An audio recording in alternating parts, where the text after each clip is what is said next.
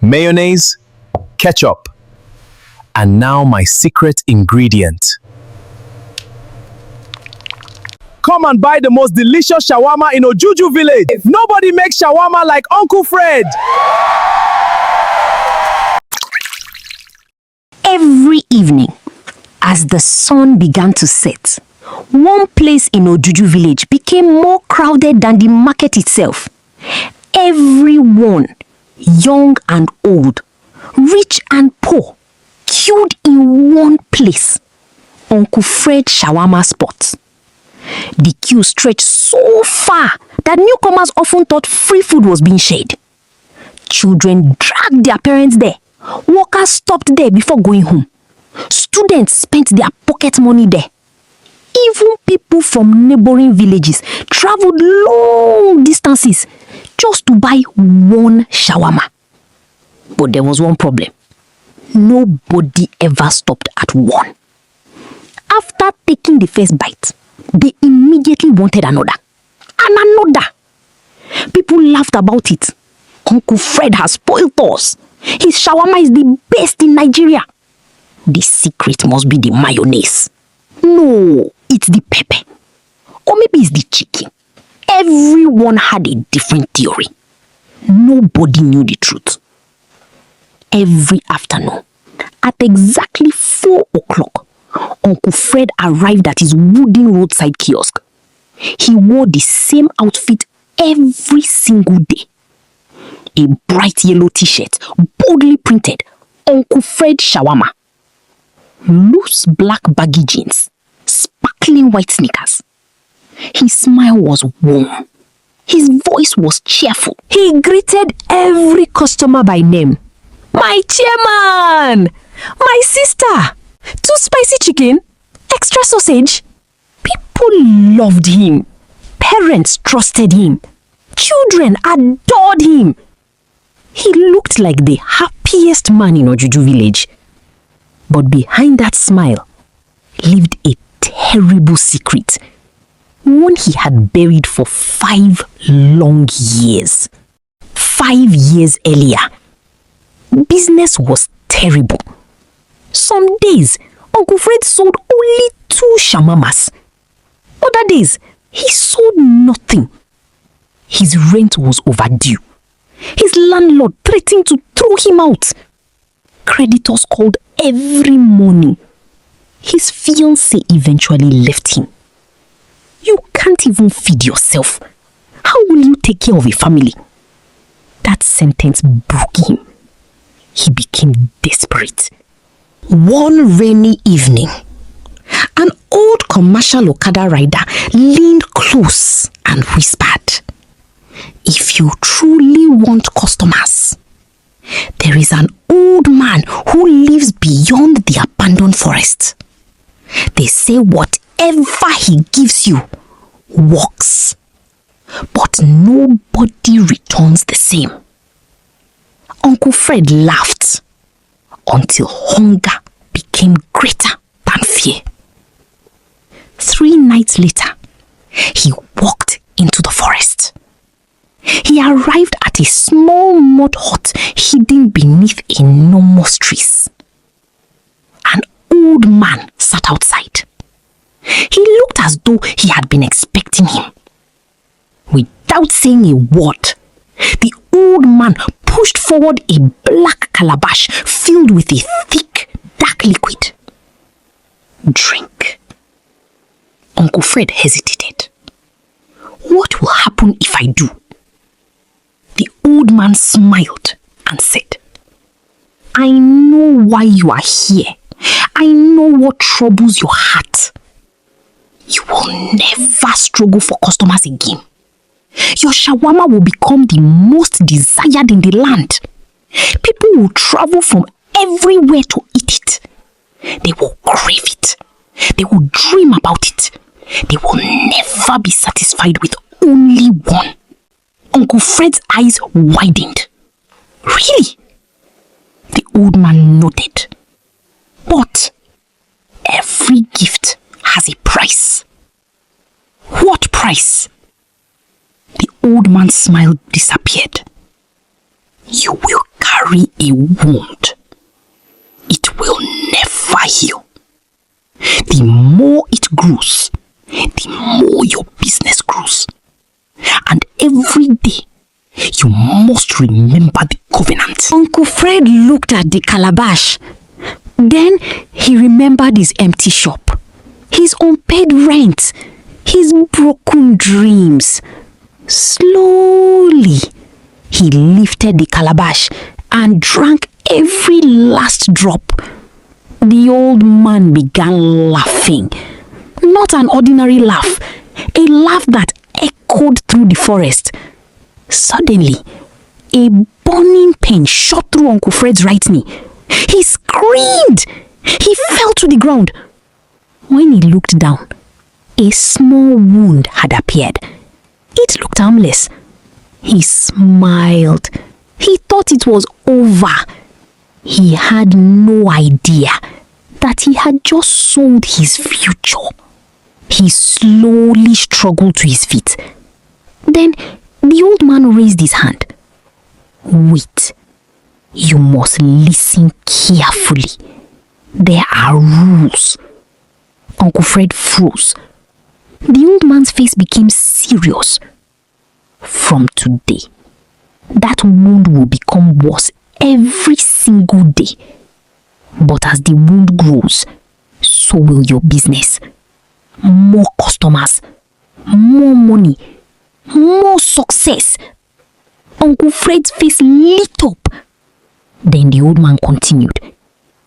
But every day, you must scoop a small part of the wound and add it to your shawarma mixture. Immediately, Uncle Fred's eyes became wide. What? What do you mean by scoop a part of the wound? I don't understand. I'm very confused. The old man frowned. What part don't you understand, young man? Don't you know the meaning of scoop?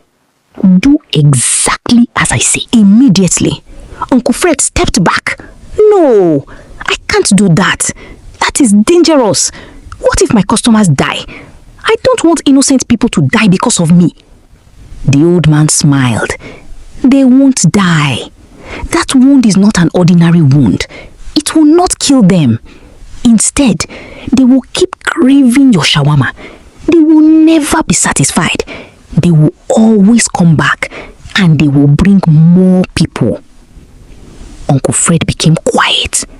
His heart was still afraid. But one thought entered his mind. At least, no one will die and my shawarma will become the most wanted. That night, Uncle Fred walked back home. His heart was filled with both happiness and fear. He barely slept. He kept thinking about the old man's words. The following morning, he woke up and looked at his leg. His heart almost stopped. The small scratch from yesterday had become a much bigger wound. What? How is this possible? He stared at it in shock. For a moment, he wondered if he had made the biggest mistake of his life. But then, he remembered his overdue rent. He remembered the empty shop. He remembered the days he sold nothing. He took a deep breath. I have already come this far. There is no turning back. He got ready, then left for his shawarma shop. That morning, he arrived almost 1 hour earlier than usual. Nobody was around. He locked the shop door from inside. He brought out his large mixing bowl. He poured in the mayonnaise, then the ketchup, then the pepper. His hands were shaking. Slowly, he bent down. He looked at the wound one more time. He closed his eyes. Then, he scooped a piece from the wound. His whole body trembled. He quickly dropped it into the sauce. He mixed everything thoroughly. Then he continued preparing the rest of the shawarmas as if nothing had happened. Around 4 p.m., the first customer arrived. He bought 1 shawarma. A few minutes later, he came back. Give me another one. Then, Something strange happened. The same customer returned again. This time, he came with 2 friends. His friends bought shawarmas too. After eating, they called more people. Those people came with their neighbors. Within 1 hour, the queue became longer and longer. People were standing outside the shop. Some were even arguing over whose turn it was. I've never tasted anything like this. Please, make mine too. No, make it 4. I need to take some home. Before the night ended, every single shawarma was sold out. For the first time in years, Uncle Fred counted a huge pile of cash. His hands could not stop shaking. He couldn't believe it. The business he had prayed for had finally come. As he walked back home, he smiled. For the first time in a very long time, he felt like his life was finally changing. But he had no idea this was only just beginning.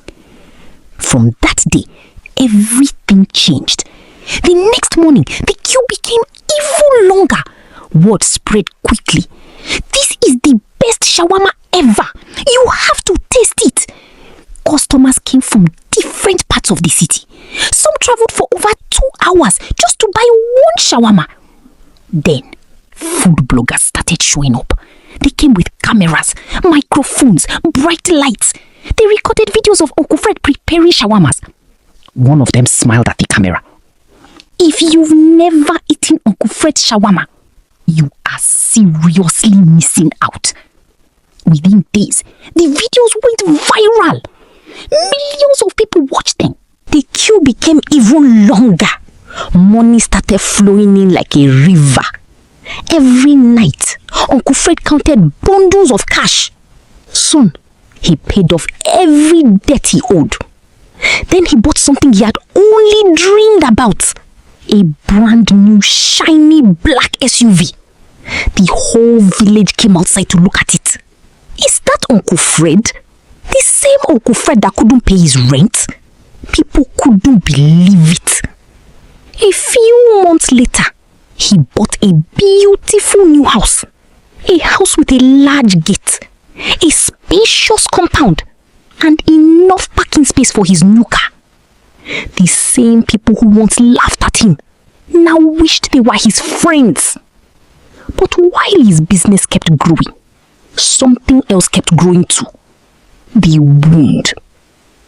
Every single morning, it became bigger, deeper, more painful. Walking became difficult. Sometimes, the pain was so terrible, he had to bite his lip to stop himself from screaming. He started cleaning the wound every day with antiseptic. Not because it was healing, but because he did not want it to smell. Still, the smell slowly became stronger. He wrapped the wound with thick bandages, then wore long trousers so nobody would notice. Meanwhile, the customers kept increasing. Morning, afternoon, even late at night. The queue never seemed to end. Uncle Fred was doing everything by himself. Taking orders, grilling the meat, wrapping the shawarmas, collecting money, cleaning the shop. Every single day. He hardly sat down. One hot afternoon, the queue stretched far outside the shop. Sweat poured down his face. His shirt was completely soaked. He rushed from one customer to another. I'm coming. 1 minute. Your order is almost ready. Just then, a middle-aged woman in the queue smiled at him. Uncle Fred, why don't you employ someone? You need help. At this rate, you will break down. The people in the queue nodded. She's right. You can't continue like this. Another customer spoke up. Your shawarma is too popular now. You should open more branches so people won't have to travel all the way from the city just to buy one. Everyone agreed. Yes, open another branch. You will make even more money. Uncle Fred forced a smile. Thank you. I'll think about it.